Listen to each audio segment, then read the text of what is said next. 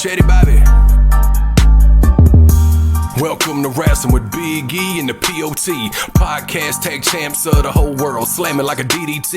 Got it like just like a figure four. Hulk Hogan, all they do is flex. Talking wrestling while they get the dough. Off the top like a superplex. Think they letting up? Hell no. Dusty Rose with the elbow. From the corner like a stinging splash straight to the face. I know you felt those. Hey, y'all crying out for help though. Rising up like the dead man. About to go upside your head like Stone Cold with the bedpan. Bottom line, if you want the facts, welcome to Wrestling's where you need to be. Chetty Bobby, this show improved like John Cena, you ain't seeing me. Bottom line, if you want the facts, welcome to Wrestling's where you need to be. Chetty Bobby, this show improved like John Cena, you ain't seeing me. Yeah.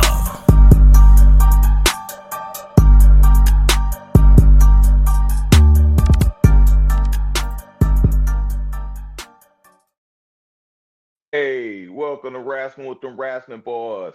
I'm the POT alongside my tag team partner Big E. And we're here to bring you another episode of premium wrestling content. What's going on, brother? What you say, brother? Hey, man. Man, it's a lot of shenanigans that happened this weekend, bro. It's welcome to Wrasslin. Hey, it's welcome to Wrasslin. Hey, before we get into it, man, it's welcome to Wrasslin, man. Episode 51, man. Dick Buckets. Hey, Brian Cox.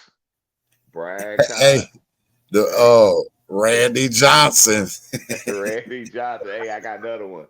Alex Mack, who used to play center for the Falcons. Alex Mack. Hey, Ichiro. Hey, that's a good damn. That's a damn good number. Big E in the 7th grade. Big E in the 7th grade. When you had the Michigan Wolverine jersey, your jersey looked better than ours. I was jealous. Hey, man, it's welcome to Wrasslin. But it is God's season and it is football season, so we're gonna talk a little football first. Alabama had one job. Hey, and it failed miserably.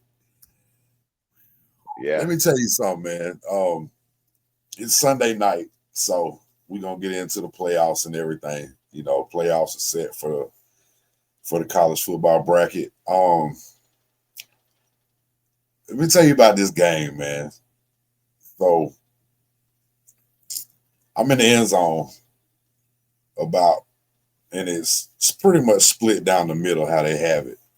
But I'm kind of in the Georgia section. You know what I'm saying? So and we were definitely outnumbered, that's for sure. Bro, first of all, the experience was crazy. Never been to the SEC championship before. Been to some big games, but never nothing like this. And my big game record is 0-3 now. So don't look like I'll be attending any more SEC championships due to jinxing them. But I gotta tell you this. When they blocked the punt, you know, they went up, blocked the punt, you know, went and scored then, and we threw the pick, and they went and scored again, 14-0. I'm thinking, okay, we still in it. We can come back. They only scored on mistakes. You know, it's not like they drove down and scored on us.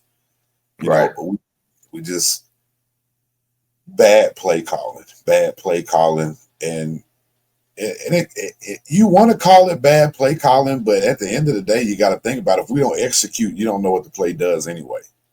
Absolutely. And the quarterback play was not good. It hasn't been good for a couple of weeks. Against Auburn, on 3rd and 2, we were throwing the ball 40, 50 yards down the field.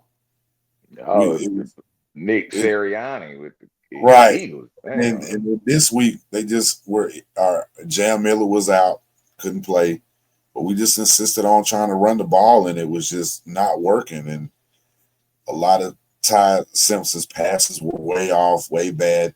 Bro, when he was about to get sacked and took that knee,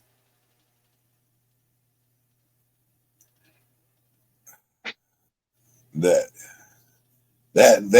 that hurt. That hurt. That was not football.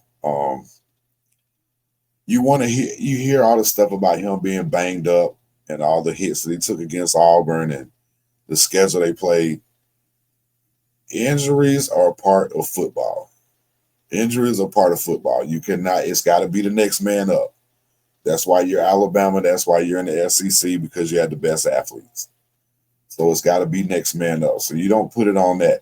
Our tight end not being in there hurts us for the blocking and the way he creates space and catch the ball. Him not being there hurt us. Jam Miller hurt us.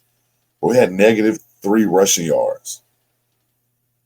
You know, it was, and let me tell you something. By the end of the third quarter, the Alabama part was, you know, they were leaving. Everybody left. I stayed to the end of the game. Probably shouldn't have. Bro, let me tell you this.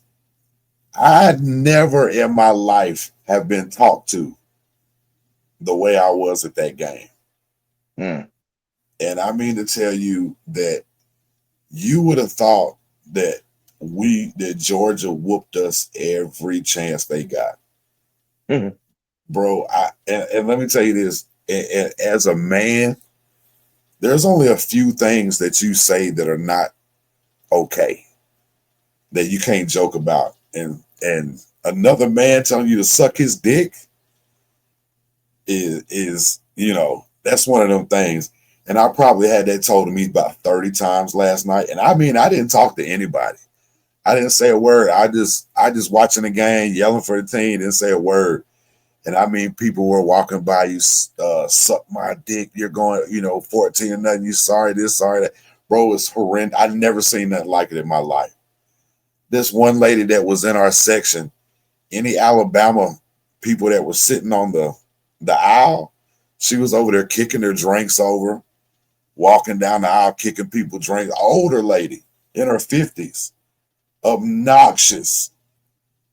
This one guy, every time they did something, this one guy, young kid, probably 19, 20, something like that. This is him right here barking in my face every time they did something. And so I had to straighten him. You know what I mean? But I never in my life have anybody ever talked to me like that. It was horrible. It was absolutely horrible. And that's not even the worst thing that happened. That's not even the worst thing. The worst thing is that you Alabama fans suck and you're horrible. And you guys, I don't know where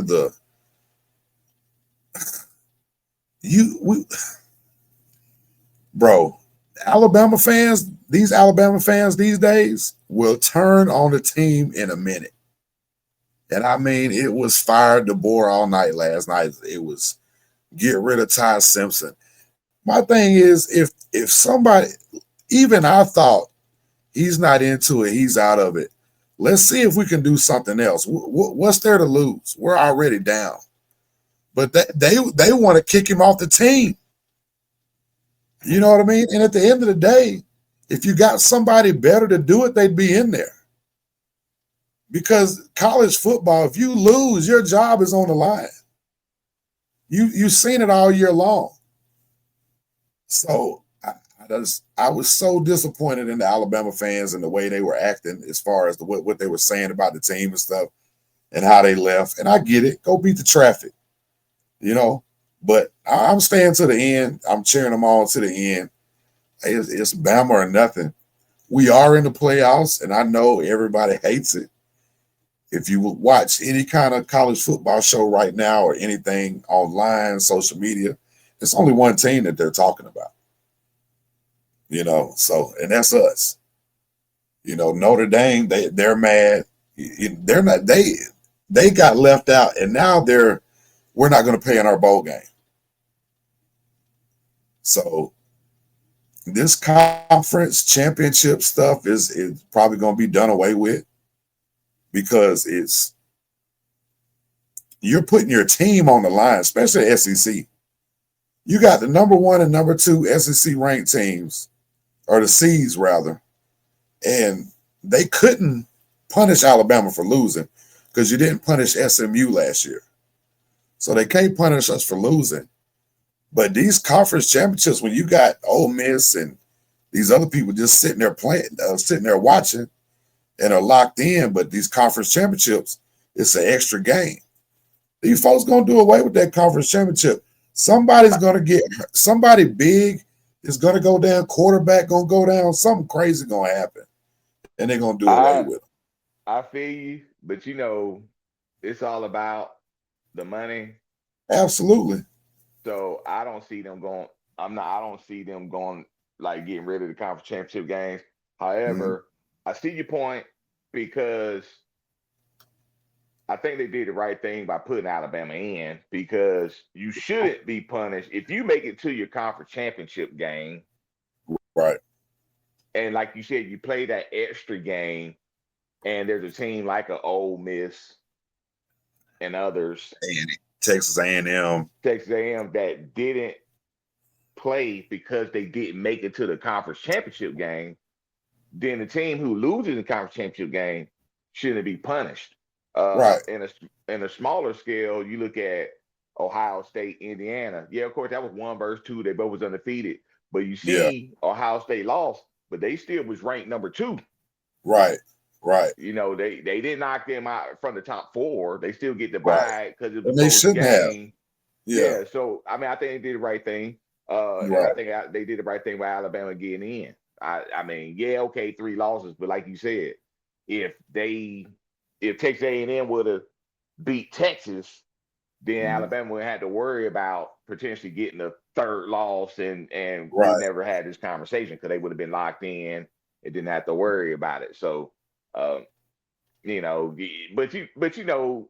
even when you talk about the Alabama fans, and I see the same thing with like the Chief fans, and when you have a winning tradition, y'all been kicking ass past 15, 20 years, at least 15, y'all been on top.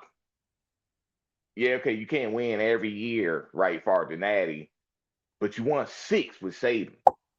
Right. Like you in the mix every year. So of course people are tired of that. Like, of course, people tired of the Chiefs. So of course when y'all down, if y'all lose a game, of course people want to dump on that. But really, to be real, Georgia fans really don't have a leg to stand on. Okay, yeah, they won. Georgia played well, and they kicked ass. Yes, they did. But how many games in a row have y'all beat Georgia? Hell, y'all beat Georgia this year, last year. Yeah. Every damn time. You know what I mean? Like Caleb DeBoer is 2-1. You would have never thought. You would have never thought the way they, and I kind of get it. You've been dying and itching for this payback for so long. But I mean, it was, and don't get it wrong now, walking back to the car and kind of, laying low and just peeping out the scene because I went by myself. So I didn't just leave, but I talked to a couple people, a couple of Georgia fans were cool and, hey, y'all gonna get to play out. Because I was telling one guy, we gonna watch. I said, watch what happened. We're gonna play y'all again. We're gonna play y'all 3 times. It's possible. It's very possible. So we got 2 weeks to get healthy. Got to take on Oklahoma. The brackets are set. You kind of already knew who was going to get the buys, and it pretty much Indiana, dude. I don't know. I didn't think anybody thought, except for Indiana fans, that they were going to beat Ohio State, and that was I think better than Heisman. I told you about Kurt Cinetti. Yeah, Deshaun called me last night. He Ohio State fan. He like, you seen that bullshit? And I was like, I told you about Indiana the whole damn year. He like, yeah, you have. That boy won the Heisman last night. I mean, did I think that Indiana was gonna win? I had no clue. But if I had to make a pick, I would have picked Ohio State just like everybody else. You wouldn't have bet the farm on Indiana to win. Yeah, hell no. But I'm not shocked that they won. Right. Because I've been praising them the whole damn season. But still, like I ain't gonna lie, I'm not gonna sit here and act like I would have picked them to win that game. Right. Yeah. It was wild, man. Definitely wild. Like I say, man, I had to come home and take a bath took a hot shower last night in Clay. That's how dirty I felt. The way I was talked to, man, it was crazy. That would have. I know myself. That would have pissed me off too. Oh, bro, it took everything I had, man. It took everything I had, bro. These guys were where I was parked at. They was running around banging on people's windows. Go the fuck back to Tuscaloosa. The fuck out of here. Just ridiculous. You know what I mean? Like that. I don't care what team you are. I don't care what fan base you are. People like that make a fan base look bad. Make it look real bad. And and everybody's not like that. Everybody's not. That's my point. But still, though, that's fucked up, though. It makes it look like the majority. You know what I mean? So, it was crazy, dog. But experience was cool. Got to go to SEC championship. It was cool. The way I feel about my team, I've only been to one Iron Bowl and they lost, and I'll never go back to another Iron Bowl. That's just how I am. So I don't see myself going back to another SEC championship. We're gonna watch it from the house and make sure they win. But yeah, man, roll tide. We in there. We got another chance. If we got to take the opportunity to do it, we can do it. If not, I don't see how you can get mad at a coach for making the SEC championship his second year. You know what I'm saying? I mean, like, come on, man. Like, taking on Saban, you didn't lose any players in the spring portal. Not one player left in the spring portal. That's got to say something. That's got to say something. So I'm rocking with DeBoer. I'm rocking with Bama. And, hey, man, in my eyes, we're going to get some revenge on Oklahoma, go past Indiana, and hopefully Georgia's sitting right there so we can get some get back. And we'll see what happens, man. But going to be interesting. Going to be very interesting. College football, as soon as it gets here, it's over, dog. Well, you gotta. I mean, okay. Of course, y'all the 9 seed, Oklahoma the 8 seed, so Indiana waiting as the 1 seed. But then if y'all get past Indiana, then y'all gotta play. Georgia won't come till the championship. Yeah. You get what I'm saying? Oh, okay. Yeah, that's right. We have to go play Tech, the Texas Tech part of the bracket. And which they gotta play Texas Tech 4 seed, gotta play the winner of Oregon, who's 5, and James Madison, who's 12. Right. The other part of the bracket, Ohio State 2, Georgia 3. So that means Texas A&M 7 seed played number 10 Miami. The winner of that game plays Ohio State, and with the 6 and 11, Ole Miss and Tulane, they got to play Georgia. Yeah. And now let's talk about the Notre Dame real quick. All right. So Notre Dame fan, now they spoiled. It's Notre Dame. They always get the break because they don't play in the conference. They don't have to deal with the conference championship game, and they play their own schedule, right? Right. And they play team every year, like the rivalry with USC and Stanford. Like there's teams that they play every year, but they obviously don't play SEC schedule. Right. They don't even play a Big Ten schedule. Like they're not playing Ohio State and and Michigan and all. Not every year. Every now and then they'll pop up on the schedule. But now, the only thing I have an issue with, I'm not mad they left them out because Miami beat them head to head. Right. But leading up all the way, the past few weeks, they had Notre Dame ahead of Miami. Right? Right. Miami had bad losses, though, even though they beat Notre Dame head to head. So neither one of them played last week. So it's kind of weird, like, okay, now all of a sudden y'all can jump them. Yeah, but how does that happen? Neither one of them played the game, So it's like, if y'all had them below them the previous weeks, then how they jump when neither one of them played the game? So are they saying that because Duke beat Virginia? What the hell's up with that? I don't. That's my only issue. But I'm not mad that they let Notre Dame out because Notre Dame always get the benefit of the doubt And so I'm not really mad. Or maybe was that because the ACC team would have got shut out, and they was like, Right. well, Now, we'll put Miami Notre in. I Dame don't got know. it. Notre Dame got in last year and knocked Georgia out first round. Yeah, You know, well, I felt Notre Dame should have got in last year though. yeah. So You know. the resume ain't terrible, but it ain't good either. You know what I'm Yeah, saying? So I don't. I mean, listen. When they move to 16 teams, the 17, 18 teams gonna be pissed. When they that's move to right. 20, 21, and 22 is gonna be mad. And when they get rid Yeah. of all the bowl games and all the conference games, they have a 47 game playoff bracket. It's gonna be 48, like 49 gonna be mad than them. it's gonna be like the men. It's gonna be like the men's basketball. We got the play-in games. They went for Right. 64 teams, and now we got They, 68. You got the yeah, play-in. The play get to the first. Like really? yeah. Then you're gonna have Okay, the NIT. right. I don't know, man. But you're I right don't though. know. I mean, hey,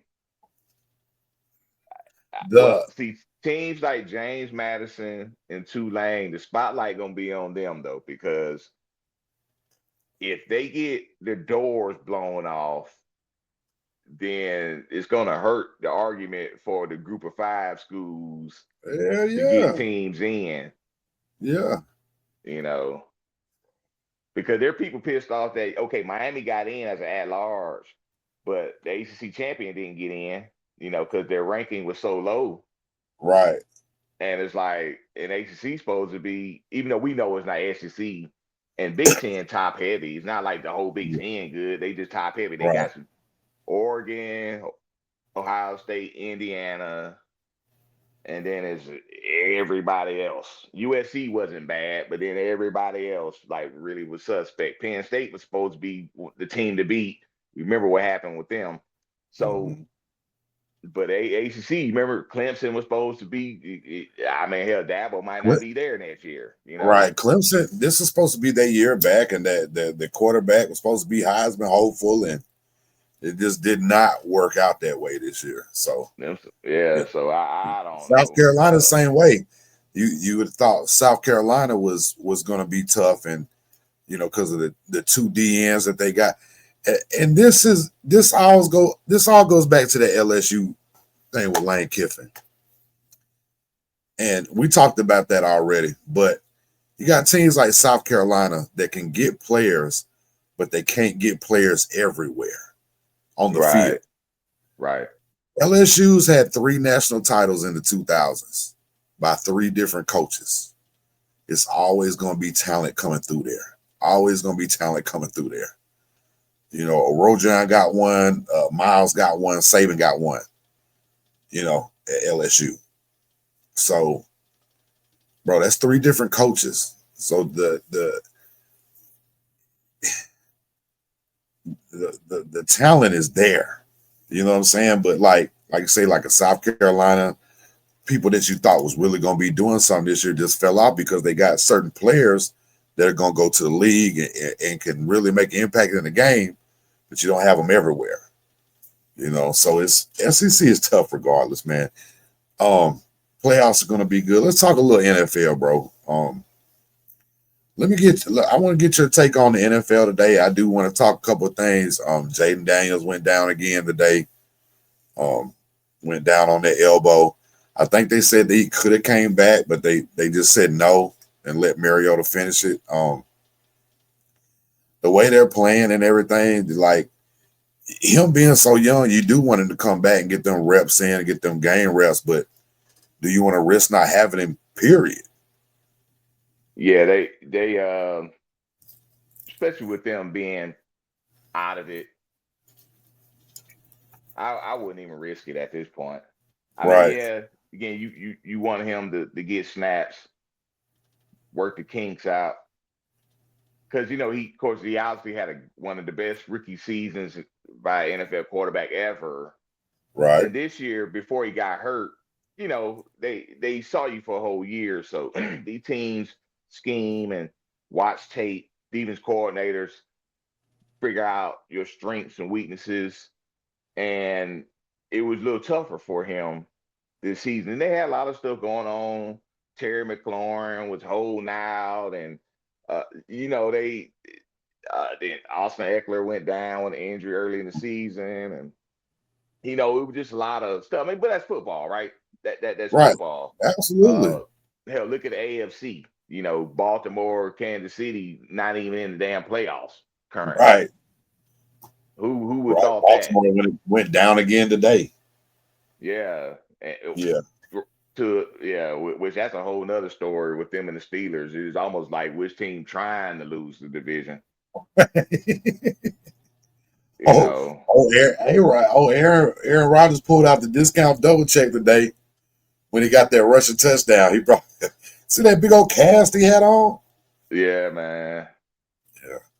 Hey, speaking of another team that's been eliminated from the playoffs, go Falcons. That was a rough one today, bro.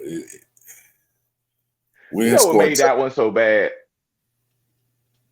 They was right there at halftime. Yeah. 6-6. Then it was like Shaheed ran that kickoff back. And you don't even see that much anymore. And then the John Robinson fumble, which is one of those where I you couldn't be mad at him. I mean, yeah, he fumbled, but it's like he's one of the few bright spots between him and Drake London, at least on offense. They the two best players we have. London, of course, is hurt right now, but them two, win or lose, they've been balling. So it's like, damn, but it's like you can't really like, he normally, but the timing of it was just, and then Pitts, golly, man. If I made an analogy earlier, because he always catching the ball and it's almost like he, when you got soap in your hand in the shower and soap slip out of your hand. That's how he always, the soap slip. And how many interceptions that the Falcons quarterback, whether it's Penix or whether it's Cousins, thrown because that dude is tipping the ball. Yeah. Like, come on, man. Tip ball is one of the most dangerous things in football. They said tip balls don't find the ground. Tip balls don't hit the ground. Nope. Sometimes they do, but most of the times they don't. Most of the time they don't. Next time they find the ground, it's always the wrong team that catch it. Right, and then they don't find the ground till the referee spots the ball again for the other team. Hey man, they came up short, man. But shout out to Shedeur Sanders, dog. Today threw over 300, 3 touchdowns, 1 rushing touchdown. Had 1 pick. The 2-point conversion that with the reverse. What the hell was that all about? Why let the kid get out here and run the whole game and then pull him out for the biggest play of the game? Yeah, that was. See, that type of stuff would get a coach fired.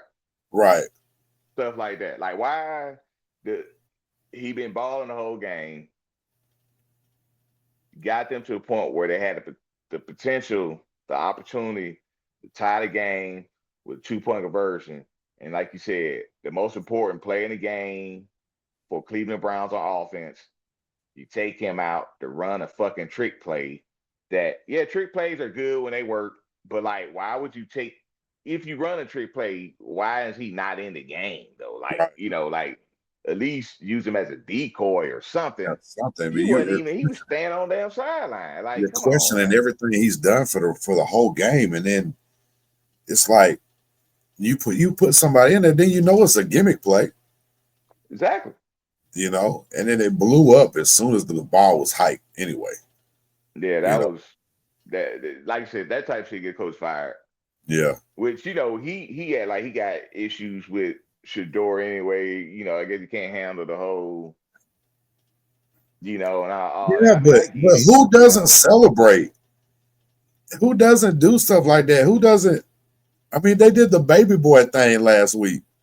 I mean, clearly he moved the offense better than Gabriel. Yeah.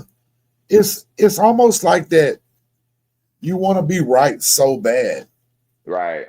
You know what I mean? Like, Yeah, y'all dropped the ball on the kid, but at least you got him, man. Use him. Let him ball. Let him get reps. Let him get better. Like, what the hell? I don't know, man.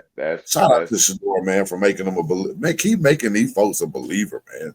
Hey, like you said, like we said, 300 plus yards passing, 3 touchdowns. He had 1 pick, but also had a rushing touchdown. So, man, shout out to him, man.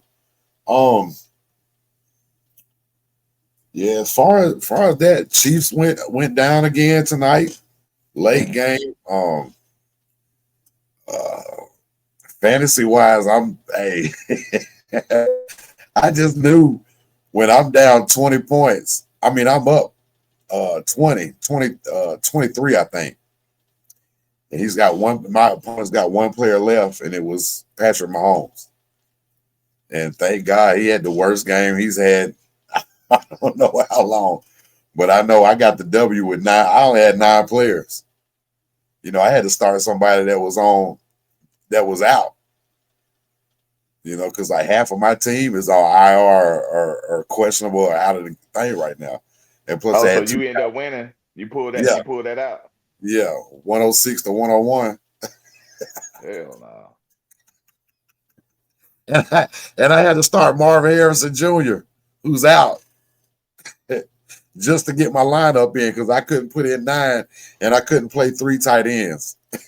So that means you're gonna be locked in the 4 seed, and we got a 3.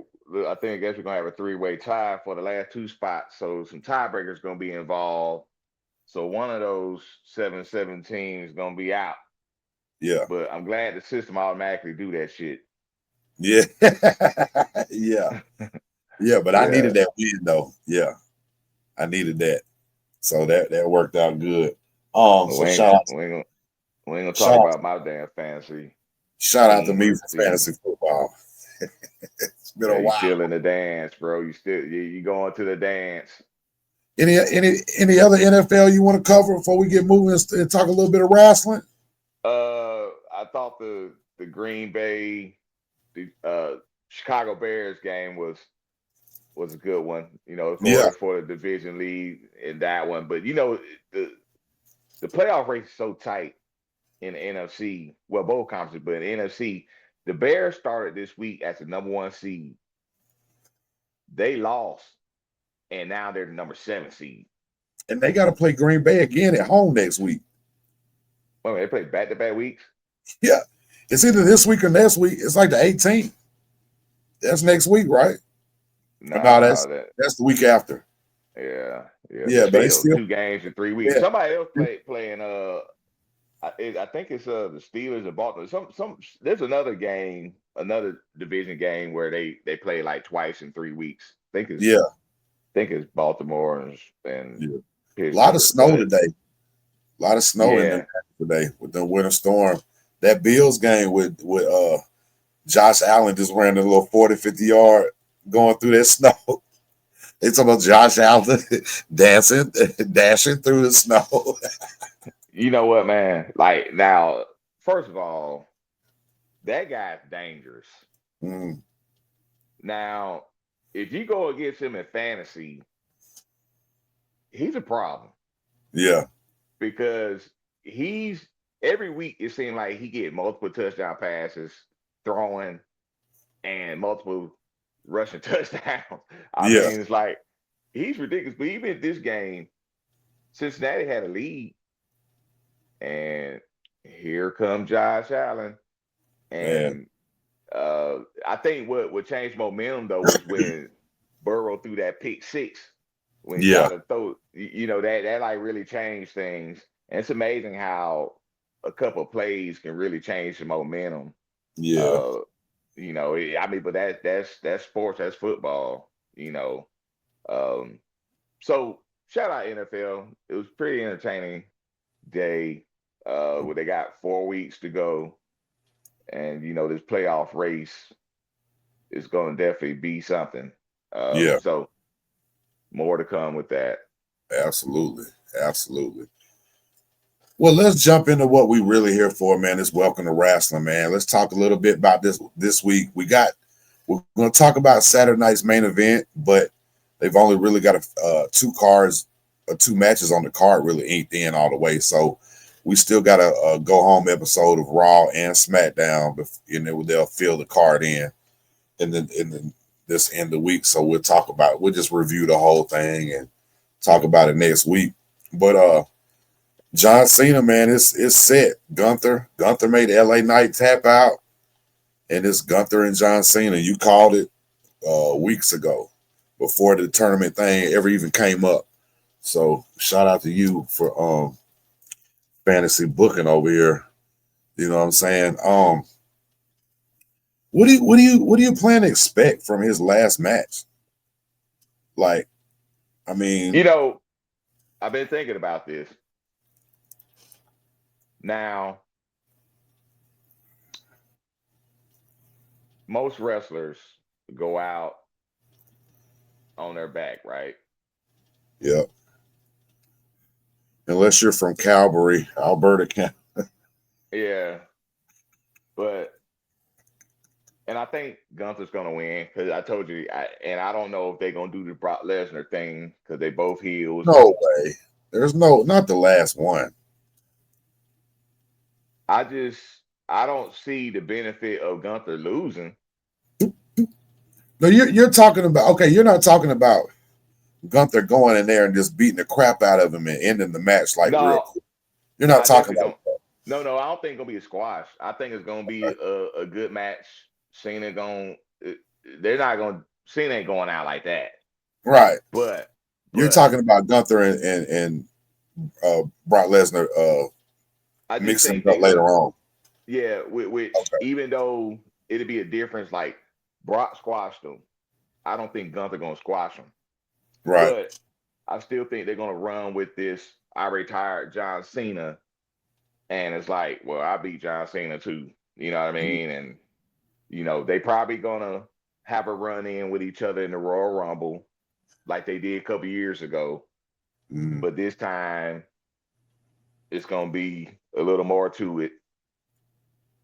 I just think that's how they're gonna set that up. Okay. And they're gonna use the Cena as the back storyline. Like, they both beat Cena. I could be wrong. But I definitely don't see a squash match. No, hell no. No, not. Yeah. Plus, also, you got to think Gunther retired Goldberg. He going to retire Cena. You know what I mean? It's going to be almost like Legend Killer. Yeah. Yeah, modern day. Okay. So, think it goes over clean? No shenanigans, no nothing? Yeah, because Cena's not that dude where he's got to be like, it's got to be interference. Yeah, plus you got to he's that dude, man. You got to think Gunther don't really have no allies at this point. And it wouldn't make sense for somebody to screw Cena because this is his last match. Like, it ain't like he can build for another match. Yeah. I think it's going to be a hard fought match. Near falls. Cena going to do what Wade Barrett say, all his greatest hits. And then I just think he is going to just be, he probably going to take a couple of finishers. Yeah. It ain't going to be like one power bomb, he's out. He going to kick Alice for shit and bunch of near falls. And then finally it's going to just be too much. You've never seen Cena get real emotional. You think he breaks down afterwards? Or you think he just cool and just, I think he's going to be cool. Crowd going to be standing. They're going to give him a let's go Cena farewell. Yeah, he might get a little emotional, but I don't see him just boohoo and crying. I just see him kind of like doing the Cena thing. And you put him in a Hall of Fame and and bow and take it all in. But I don't see him like just crying though. I don't see him doing that. You put him in the Hall of Fame this year? I mean, they could. I'm trying to think. Had they announced Stephanie? Well, yeah, but she shouldn't be the headliner. No, shouldn't be. I'm just naming who they've already said. That's what I'm saying. So, Yes, I but don't see it being a headliner. mm-mm. You know. Hey, let's talk. Let's talk Raw for a minute. So we kind of jumped ahead of ourselves, but that's a big thing going. Jay Uso lost to LA Knight, so they could go to the final. The LA Knight could go to the finals. Um, Triple H tweeted out this Monday night Raw is going to be epic. Okay, and there really wasn't enough. He talking about the upcoming one, or he talking about the No, one that just the passed? one that just passed right after Survivor Series. So let me paint a picture for you real quick. You had a whole team of faces that lost because of a masked man that jumped in. You don't know who it is. Because of Seth Rollins, right? Right. But yeah, we don't know who it is. Right. You The don't know who it Midnight is. Rider, the Yeah. Yellow Dog.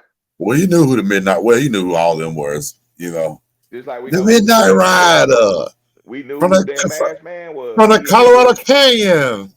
the masked man come in there doing the curb stomp and all Yeah. that. You know what I mean? Yeah.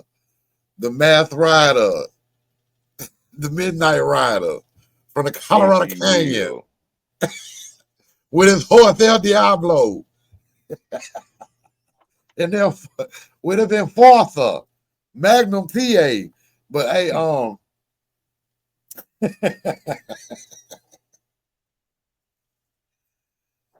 my God. Hey man, how creepy was that for Bear Windham to do the turn and then the Midnight Rider went into the locker room and you got to see all the heels in the locker room, Midnight Express, all the horsemen, all them in there changing, and Dusty came in there and then, you know, what the hell is the matter with you? Don't you turn your back on me? And then Flair comes out of nowhere and jumps Dusty and they beat him all up and they ripped the mask off. But then Sting and all of them came in and grabbed him and was covering his face up, because Dusty Rhodes was suspended. Right. And if they found out it was him, that he would, suffer more consequences. Right. So, but they showed the horsemen all getting that limo. And that man, and that Bear Windham held that mask out, was Held the turning. mask out. Yeah, turning it left and right. Man, that was some good TV back then, dog. But You was always in danger. You had beef with the Orphan. You'd be yeah, outside of Home Depot. They will pull up in a white right. van, jump out, double A, beat up, With the slam video your arm camera in out. there. You done got jumped on the spot. Right. So you coming back with something broke. They might pull up in a Cadillac. We've got him. Here, JJ Dillon in the back. We've got him now. So what I was saying was you got this masked man that comes in, and not one of the only person that was in that match that got screwed was at TV. And that was Jey Uso, and he lost. And then he pitched a fit, because they asked him about, what's going on. Maybe Roman's right. Maybe only the belts only belong on his shoulders. I think he's right too. And he walks off. So he's second guessing himself. Yeah. But nobody else is there. And you got screwed. And it's like you don't even hardly mention it. After the PLE, and this masked man caused them he did the curve stop. Everybody thinks it's Seth. Or they want you to think it's Seth. Mm-hmm. But nobody's there to talk about it. When do you do that? Well, when do you not have one person? Well, they didn't, to your point, they didn't go in depth about it, but Heyman, they went to Adam Pearce, and Pearce was like, I know you had something to do with it. And Heyman was like, it's always my fault, huh? He was like, but I had nothing to do with this.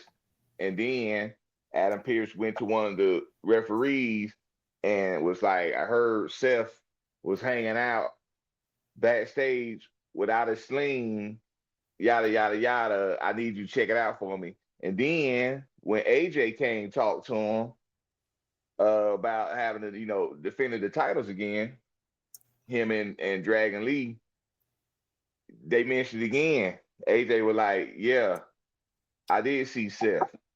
You know, Yeah, I but I get think he that part. said, yeah, but he was like, but But I didn't. you had nobody mention it that was affected by it. But that's true. But because it is they want you to overthink it. Yeah. Well, I get there's no way that was Seth Rollins anyway. There's no way it was. That guy, whoever did it had to be 30 and under. Did you see how he ran, how he jumped out of the cage? Yeah. Right? Whoever did that ain't never had a knee surgery. he never it's gotta be somebody or whoever did that, and even if they played that it was somebody else. I never seen nobody jump out the cage like that. So is it It's a I know who stunt it man. is. I know who it is. You know who I say it is. I say it's Austin Theory. It's Americano. Mm. Now, you know what? I think you hit the nail on the head though. I think you hit the nail on the head because what you just said, I want you to repeat that. So we Austin got on Theory. record. Yeah, Say it one more time. Austin Theory. I never thought about that. Gotta be a youngin, dog. Gotta be a youngin, and he's the crowd. They love him. They're begging for him to get pushed in some kind of way.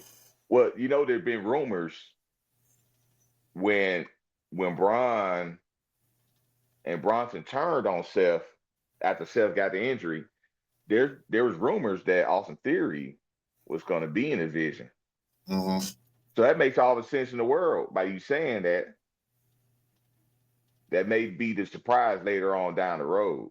Right. Well, we'll see. I just thought it was weird that nobody that was affected was there to address it. You know what I'm saying? Like you said, they wanted to think of Seth. Plus, they had the injury history with Seth. As far as with the knee thing, he wasn't really hurt on that one. Okay, this injury legitimate, but now it's like it got a second guessing. Well, maybe he faked this injury too. Yeah, but wouldn't you be so mad that they cost you the match that you would be the next night be trying to address it? That's how I would think. Well, I think they trying to sell the War Games match itself, even though Jay was there. That's what I'm saying, but they trying to talk about second guessing himself.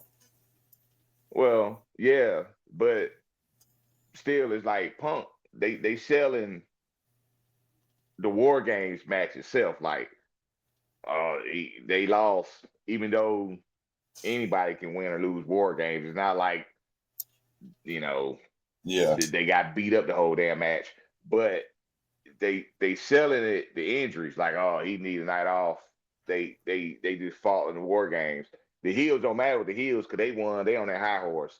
Plus they the top heels, so they got to be there. I guess they with TV and writing. I know we're not the writers or whatever, but I see. We should be. See what they doing. Like you said, even to your point, they didn't address it. Really, they talked about it though, but in thinking it's Seth, they wanted to think it's Seth, right? Yeah. Curb stomp, boom, boom. But when you said Austin Theory, you said some shit right there, bro. So, I think you hit the nail on the head, bro. That's a good one. You called that shot, bro. Well, I tell you what was epic on Monday Night Raw, and that was Braun Breaker's promo. That's such a good one. Dude, he's ready. He's gonna be a superstar for a long time. I'm gonna ask you a question. Mm-hmm. I know you like Braun Breaker as much as I like Braun Breaker. Mm-hmm. But is that because we're such fans of Steiner Brothers? Don't be wrong, we know Braun's a badass, but is our fandom because that we was big fans of the Steiner Brothers? I'm gonna tell you like this right here. At the beginning, yes, because you couldn't look at him without thinking Steiners, and then he was always coming up with different gear that kind of like, with the pink question marks that one time that Rick Steiner would wear sometimes, just paying homage to both of them, Absolutely. But now I forget sometimes. He's coming into his own. He's just Braun Breaker now. He's not. That's not Rick Steiner's son anymore. When you tell people this Rick Steiner's son, it's like you're talking to people that haven't watched it in years. Yeah. Well, you know what I'm saying? Oh, you know Rick Steiner's son, he wrestled. That's him. That's Rick Steiner's son. You remember the Steiner brothers, don't you? But as a just me thinking now, watching him, like now I forget sometimes. You know, like you say, he coming into his own. I'm not gonna lie. I can't forget. I can't help it because he reminds me. You know what? And I'm not saying that's a bad thing, but even though he's Rick's son, Mm-hmm. he reminds me of Scott. Oh yeah, no It's doubt. almost like he a perfect blend of both of them. It's almost like they had a child and they came out with Braun, you know? Right. Yeah. They found some lady and gave them both their sperm. Yeah, and he came out, you know. Right. But Badass. as far as like him himself, Yeah. he don't need them, you know. Yeah, he definitely, if he wasn't their son and a nephew, I think he's not there just because he's Braun Breaker. You know, we definitely agree with that. And Right. he's like even when War Games started, you know, of course they all had their individual interests, and he came out and he had that jacket on with them spikes and like the way he was just looking like, yeah, it's about to go down, you know. And he was in there with Business Punk. was about to pick up. Yeah. Yeah. And he was in there with Punk, you know, like, you know, because you remember when Logan Paul joined Division, it was like, well, who's going to be a leader? And I remember you even said, well, you know, I was like, well, Braun the leader. I mean, Braun Breaker, you know, but my thought process was like, because he's the one to be going for the title. But Right. then you were like, well, Heyman's a leader with because Yeah. he, you know, and I wasn't even thinking about it like that. But yeah, but by default, he's always the leader to me. But I know it's a little different with Roman because Roman ended up being Roman. But Right. or even Brock Lesnar. Yeah, he was the advocate, but Brock Lesnar, you know what I mean? Right. Heyman didn't have to put him over. Right. He's making these guys right now. He's already made them. Yeah. They're already made men. You know. But it's like, shout out to Paul Heyman, man. Shout out. Yeah. Freaking bro. From AWA, WCW, freaking ECW, WWE, leaving, coming back. The dude is still a freaking genius and knows how to get people over, and has been doing it since he's been in the business. I really think that dude is, where you talk about wrestlers, managers, promoters, whatever. Paul Heyman, and it's a bold statement, but it's true. He is one of the most polarizing, influential, and one of the most important players in the wrestling business. Especially since we've been live. All them accolades you just named then, like where he been managers and, you know, and the original Midnight Express and the Dangerous Alliance, you know, and Samoan SWAT team, and the man had the damn phone, you know, and the ECW, you know. Just think. Shane Douglas, the Dynamic Dudes. Then he was Dean Douglas. Yeah, he gets the ECW, and they turn him into the franchise. And yeah, that's him, but you don't do all that by yourself. You get ideas, and you're told to do this, the triple threat, all that stuff that they had, bro. He knows how to get people over. He knows what the audience wants. He knows what to do, and he evolves like Jericho. He's always changing. Now he wears the suits. He was the wise man. He was the advocate. Now he's the oracle, you know. Yeah. Color commentary did great. Running the company, Yeah, you've heard all kind of horror stories from ECW, Yeah, it's a roller coaster. but But so that's why I the mentioned stars that influential. the stars that were created in ECW, the Taz, Sabu, RVD, um, you took people like Bam Bam Bigelow who were established and made them to where they were big again, and they were able to go back to the companies and make more money after that. You know, the stuff he did with Terry Funk, he made the freaking Sandman. The Sandman is a legend and drinks beer and smokes cigarettes on the way to the ring and just beats people up with a kendo stick. You I know, but mean, they love he was him. doing that beer stuff before Stone Cold. You know what I Right. But mean? the Yeah, entrance was monumental. Like yeah. the people went crazy for him. Right, the stuff he did with Raven, Tommy Dreamer, the Dudleys. Let me ask you this: is Paul Heyman, is he close to Vince as part of being one of the most important people in the wrestling business? All the stars that have been made, all this the company. Is he that important to the wrestling business? Is he in that top 5 with Vince McMahon? Well, that's heavy duty right there, bro. But I have to agree with you. I can't say he's more important than Vince, and I No, know that's not not more, necessarily what you. I know that's not what you're saying. but they're in the But same ballpark. well, that's why I said what I said about what if you're a wrestler, promoter, or whatever. Like that's why I said influential, like polarizing. Yeah, You named him commentary. We talked about him being a manager. We talked about him as a promoter, creating stars. I mean, your boy Fonzie was a fucking referee, dog. yeah, yeah. Brought him in And to be the shoot referee that right, really called it right down the middle. and had a whole nother but had a whole nother career off of that. Right, You know what I right. mean? Yeah, Like and you he like WWE, and I'm sure throughout wrestling, the territory days and stuff, that ain't the first time they had crooked referees and all that. Hell, look at the Hogan Nick thing with Patrick, Andre and all that. Nick Nick, Patrick, yeah, the but the NWO. WWF had Dangerous Danny Davis, bro. Yeah. Dangerous Danny.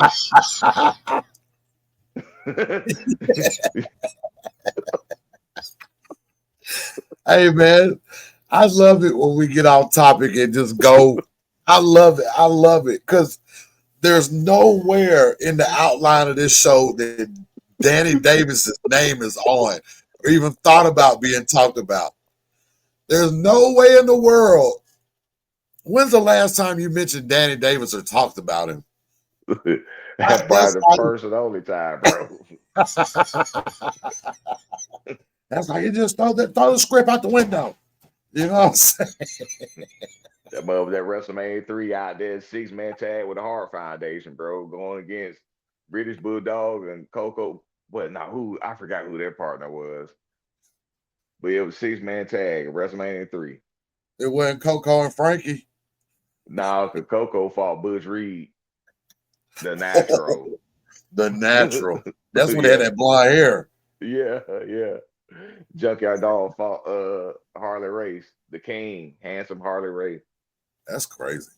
Yeah. Man, that But dark back side. then, well, real quick, because I know we way off topic, but back then, we was kids, right? Yeah. 8 years old or whatever, or 7 going on 8. But because I was in 87. But I remember when Harley Race was in WWF, 'cause I used to watch it. I Yeah, because he remember had the vividly. crown and the robe. Yeah, he had the crown. But I didn't know back then that Harley Race was the man.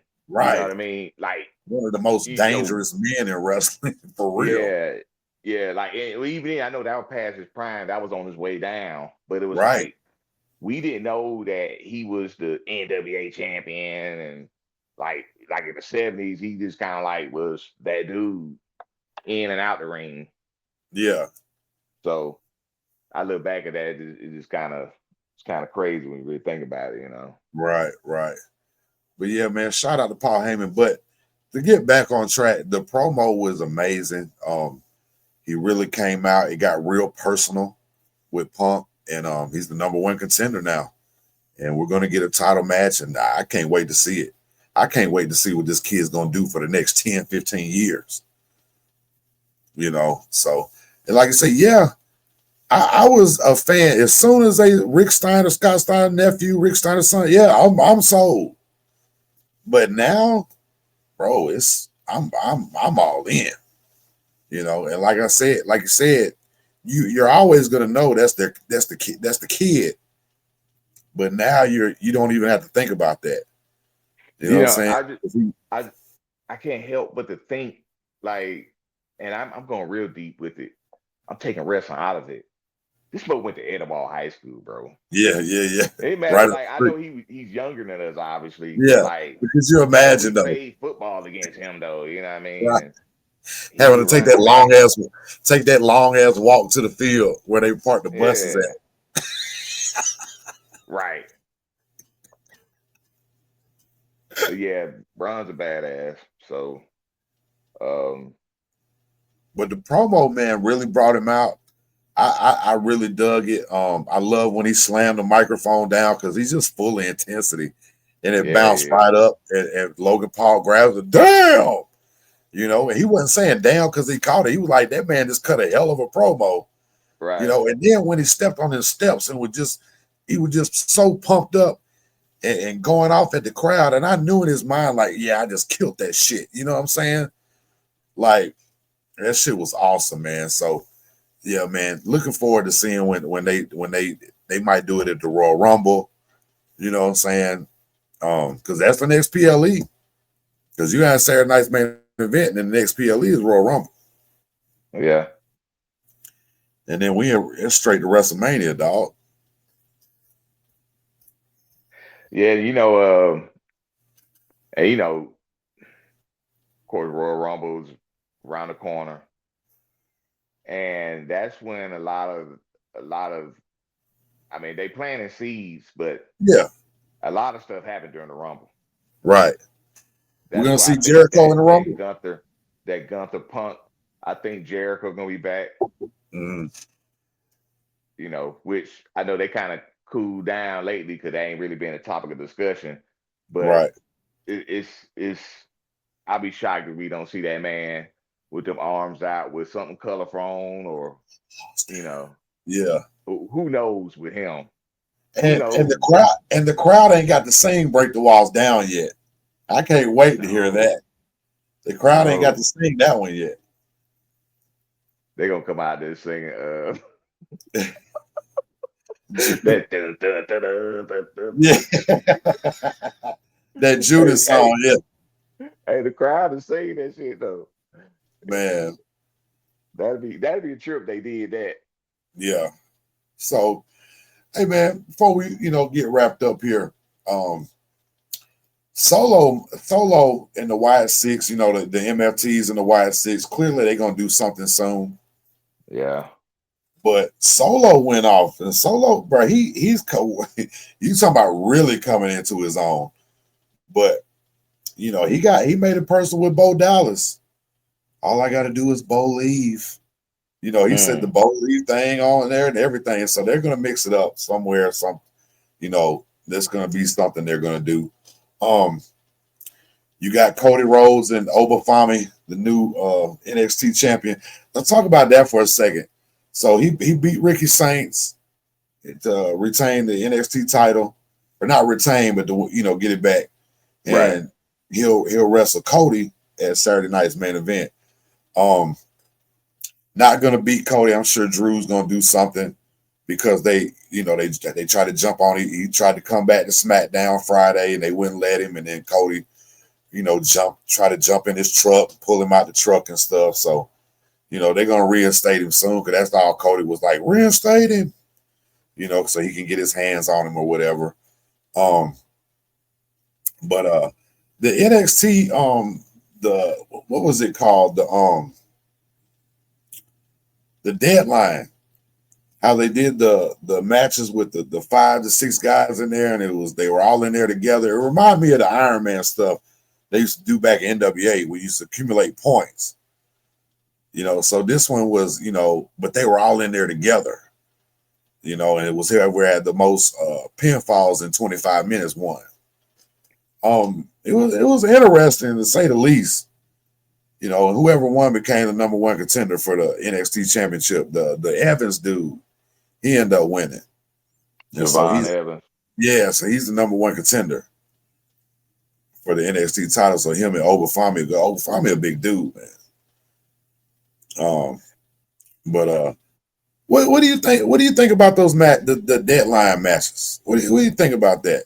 I know it's not like the Iron Man because those were single matches and tag matches, but the point thing is what made me think about it. Well, right.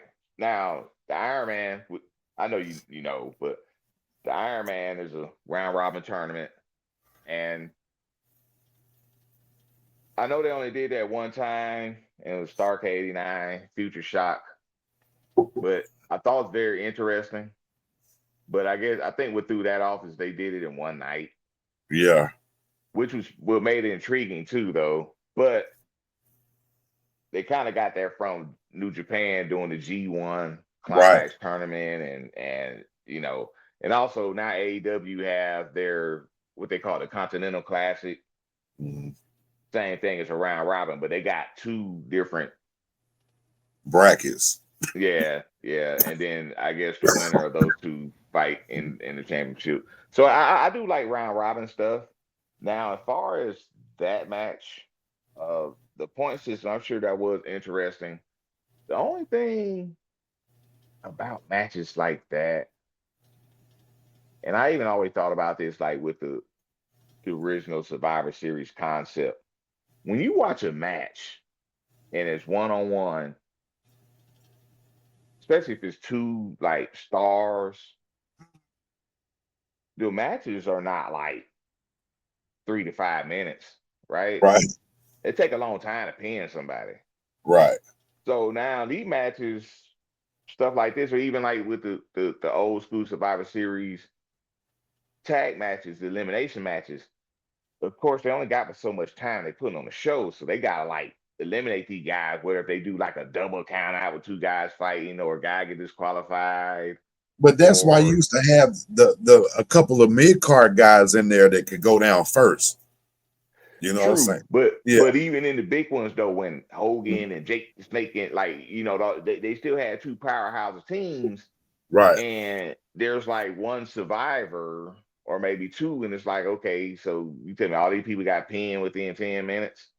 Yeah. I guess you can oh damn, didn't kick the camera. I guess you can do it as far as when you've got that many people in the ring, other stuff can happen. But you have to, right? Yeah. Now, in this situation though, I don't know how many pins, I didn't see it. But I don't know how many pinfalls. Everybody had points, but the either 2 or 3 is the one that won. Nobody was like at 4 or 5. You know what I'm saying? So how long was the match? Did they have like a time limit? Like how you it was 25 minutes. Okay. Yeah. So it was interesting. I mean, it wasn't like the coolest thing I've ever seen, but like I said, it was very interesting. It's different though. I do like how they'll do different stuff. I mean, NXT will and that's the place back. Right, but that's also the place to try stuff to see if it works before you move it to the main roster. You know what I mean? Absolutely. So developmental, and you might as well. Also, shout out to our girl Callie. She's down there right now. I talked to her the other day. She's down there right now. Yeah, she's down there right now training, and she's gonna be back on and tell us all about it in a couple of weeks. And tell us everything that went down. But yeah, she's definitely down there. Very excited and just ready to get to work. So we look forward to hearing from her. I only talked through her through text, but that's where she's at. So she went down there right after Thanksgiving. Okay, well maybe she can when she go on break or whatever, she can bring Jada Parker with her to come visit. I would not be mad at that at all. Well, that's cool. She down there doing her thing though. That's Yeah. pretty cool. I was wondering about that. That's cool. Yeah. So yeah, man, she'll be back on in a couple of weeks and give us the skinny about what's going on. So you got John Cena, you got Gunther, and as of right now, you got Obafemi and Cody. You got the go I didn't home. get to. I didn't get to. I gotta address Obafemi though. Go ahead. So I've been watching this dude, and I like the whole, you know, and Yeah. I like it promos. I mean, of course, he got the accent, but it's like he's like a beast with it. You know what I mean? It's like I think what he got is working. And he's a factor. Like he's a this match with Cody is huge for him, obviously. And they planting seeds, and you know what? He may be in the Rumble as well. I mean, it would make sense, right? Yeah. Because they So always if put the he, NXT champ in there. so if he knocked this out of the park, which Cody pretty much can work with anybody, especially now. You know, I'm sure they're gonna go with his strengths and stay away from his weaknesses. I'm talking about Oba, Yeah. and this can be his coming out party because he definitely a factor. He been champion in NXT for a long time. I know he lost the belt, but he got it right back. Yeah. Yeah. You know, uh, so I thought him and Trick Williams did some good stuff against each other as well. Oh yeah. Yeah. Yeah. Yeah. Hey man, real quick before we cut it off, I want to shout out anybody that you guys that watch that don't necessarily that you like wrestling and you don't necessarily like watching AEW or TNA or hey man, go online and check out Fourth Road Wrestling. It's an independent up north. I can't remember exactly where it's at. They did a lot of stuff at WrestleCade this weekend. And Ernest the Cat Miller is on commentary there. They just signed him. He's doing that. He was on the Talking Shop live podcast that they do on Wednesdays on YouTube. Right after AEW, they do a live thing on YouTube. First of all, they had Bobby Fish on there, who was Red Dragon. Bro, he had to be obliterated, to say the least. And I mean, it's some of the funniest stuff I've ever seen on as far as wrestling stuff, man. This dude. But you have to go check it out for yourself, man. Talking Shop, man. Shout out Talking Shop and Doc Gallows and Machine Gun Carl Anderson. But Doc Gallows, Machine Gun, and this, I can't remember the other guy's name. They had a 6-man tag with the Hardys and Zilla Fatu. Zilla Fatu is the Fourth Road world champion. And the Hardys are the tag champs, I believe. So they got some big stuff going on up there. Like I said, they just signed Ernest Miller, the Cat, to be one of the commentators, and just good stuff, man. Check it out, man. Check out Fourth Road. And one other thing we need to talk about: JCW, Juggalo Championship Wrestling, the ICP, Insane Clown Posse. You know what I'm talking about? Yeah, they've been doing that. They've been doing that thing for a while with their. Okay, well, they just hired Vince Russo as the new head writer or in charge of creative, and they do their shows, I believe, Thursdays at 7:00. You'd have to look it up on YouTube, but I checked it out, and he's supposed to be the head investor, and so him and Big Vito You remember Big Vito from late WCW days, but him, Big Vito, Big Vito was like one of those Soprano characters, bro. But I mean, he still looked the part. You know, it's crazy. Yeah. They got some crazy cats on there, man. But Russo, who hates wrestling, is the head writer, and it is on screen as the 51% shareholder. So he has the final, bro. So man, if that suits you, man, go check it out. But if you know, yeah, man, Vince Russo, who hates wrestling, and bro, everybody, you know, wrestling this, wrestling, well, he's working in wrestling again. So take that for what it's worth. You know what I mean? But hey man, it's been Welcome to Wrasslin, man, episode 51, man. Getting close to the holidays, Christmas is coming up, and we got Saturday night's main event coming up next week, and then right after that, we'll be talking a topic here or there, maybe some Christmas stuff, and getting ready for the Royal Rumble. And we'll definitely be talking college football playoffs, and by that time, we'll be getting close to NFL playoffs, and we'll keep bringing everything that we got to you. But one thing we need you to do is like, comment, and subscribe. Subscribe. You got anything to say, bro? You good? Hey, like he said, like, comment, subscribe. We appreciate all you followers, subscribers, listeners. Whether if you tune in for 3 minutes or you watch the whole damn episode, we appreciate it. And we're going to keep them coming. And it's Welcome to Wrasslin. Hey, welcome to Wrasslin.